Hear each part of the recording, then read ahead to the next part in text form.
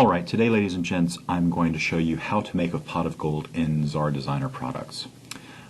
With St. Patrick's Day come and gone, I was inspired to do this and thought you might be interested in how I did it. It's fairly straightforward and easy to do. And I'm not going to show you, not on this one, how to draw the rainbow, but this pot of gold turned out quite well and was quite easy to do. So I'm going to show you how to do that. Alright? So I'm going to start a new document, and I'm going to use my ellipse tool, and I'm going to go ahead and hold down the control key, and I'm going to create a perfect circle. I'm creating this rather large right now because I want you to be able to see it and not have to squint at your screen to see what I'm doing. So as soon as I do this, I don't want this to be a perfect circle, so I'm going to convert it to an editable shape, and I have this handy button here. If you don't have that, you can go to Arrange, Convert to Editable Shapes, or Control-Shift-S will do the same thing. And once I do that, I'm going to take my, my Shape Editor tool, which is also the F4 button. I'm going to select the top node, and then I'm going to hold down my Shift key and press the down arrow a few times until I get it kind of flattened. And I'm going to do the same thing with the bottom, and hold down the Shift key and press the up arrow a few times until I get that flattened. And this is going to form the belly of the pot of gold. And now the next thing I'm going to do is I'm going to create another shape on top of this, and I'm going to go ahead and give it a different color so I can see the difference. And this is going to form the top of my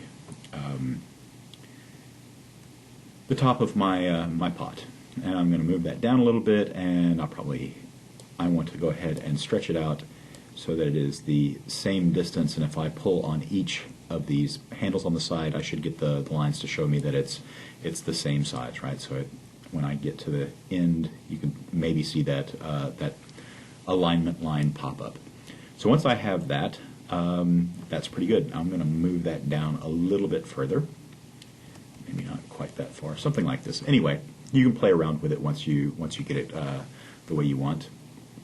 I'm going to go ahead and turn it back black, and I am going to create a guide for myself with this tool right here. It's called the Contour tool. I'm going to click on that, and with this shape still selected, the top shape, the lip of the pot, I'm going to create an inner contour. I'm just dragging down from that top right corner, and that gives me this shape right here. And I'm going to go ahead and press 1 and enter, so I only get one step in there. And then I'm going to go Arrange, Convert to Editable Shapes, and then Control U to ungroup. And now I have two shapes selected. I have this outer shape and this inner shape. Now I don't particularly need to do this, but what I'm going to do now is just select the inner shape, and I'm going to select these outer nodes here and press this delete points because I don't want them. And once I do that, that gives me more or less the shape that I want to go for. I'm going to go ahead and zoom in a little bit further, and if I want to do this, and again this is just a guide for myself, I can bend these out a little bit more. Yeah, so this is the inner part of my pot of gold. And again, this is just going to be a guide, so I'm going to go ahead and give that another color, something that I can differentiate, but it's not going to be too harsh, too much of a difference between the black pot and this lip here. So the next bit I want to do is cover all of this inner gray area with gold coins. And I'm going to do that quite easily by I'm going to hold down the control key again with my ellipse tool selected. And you can make these as big or as small as you want, but I'm going to make it relatively large so I don't have to do as many of them. And I'm going to select this medium yellow color, and then I'm going to go to the 3D tool, and I am going to make it three-dimensional. And now I can increase the width of the coin, although it's pretty good the way it is. I can also make it maybe a little bit more golden in color by not using the medium color, but this regular yellow, not the pale yellow, but the regular yellow, and that's not too bad. Now I'm going to go ahead and make it a little bit easier for me to grab onto by making it face me a little bit more. And the reason I'm going to do that will be you'll be able to tell in just a moment. So the next thing I'm going to do is use my selector tool. And I'm going to grab this and drag it over to my my pot of gold. And I'm with the left mouse button still held, I'm going to press the right mouse button as well to give me a coin there, and I'm going to keep doing that, and I'm just going to create a bunch of these. Right? And I'm just going to keep on doing that until I get a lot. Now I'm going to pause it right now so you don't have to watch me do all this, and come back once I have several of them. Okay, so I'm back and I've coated kind of this area with all of these coins. I probably still went too small with these gold coins because I had to use many of them, but you get the drift with what I'm doing here. So now that I've coated it with all of these coins, you might say, oh, okay, that was pretty easy. But one of the things you want to do here is not have all of your gold coins look the same, and they were all exact copies of one another.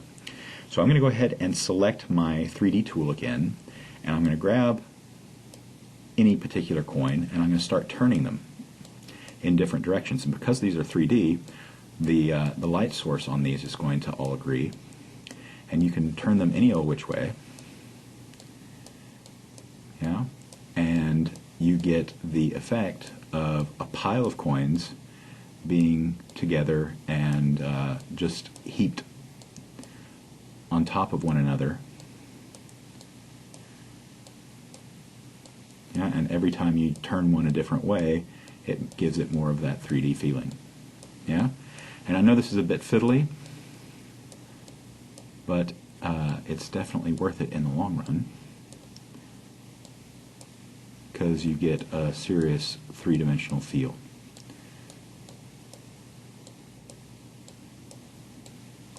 Okay, but I'm going to go ahead and pause this video again because you don't need to be watching me do all of that, and I'll come back once I've got that a little bit closer. Okay, so after I have all these coins turned many different directions, you may want to go back through and kind of move them around, get them placed where you want them. And if you have some of these gaps like I do, kind of cover those up, move them around like you say. You don't want a lot of that gray showing through, so just move them around and cover up any of those gaps. And if you have to, you can always do this cover up thing where you go through and add a few coins here and there with that same technique that I was showing you before, where you hold down a mouse key and then as you're moving it around, you just add a few more by holding down the left mouse button and then clicking with the right mouse button while you're still holding the left one down to create a few new coins. So doing that should get you what you want and get all of your little gaps covered up there, and make it look nice and full. Okay, so once you have your pot of gold looking nice and full, and you can go ahead and delete this one, the next thing you want to do is give this the pot a bit more of a 3D feeling. So to do that, I am going to first take this, the black ellipse that I have here, and I'm going to give it a fill. If I can find the fill tool right there. Now I'm going to give it an elliptical fill. And that's actually pretty good, just the way it is. It shows a bit of a highlight here on this upper lip, and here towards the center, and dark around the outside. And I'm going to go ahead and leave it just like that.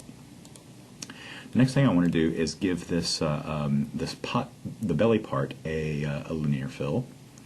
And I'm going to go ahead and go from the side, kind of upper side and curve around like this. Now I don't want that much of a fill, so I'm going to go ahead and change this fill handle from white to this lighter gray, maybe even a little bit darker, and that looks not too bad.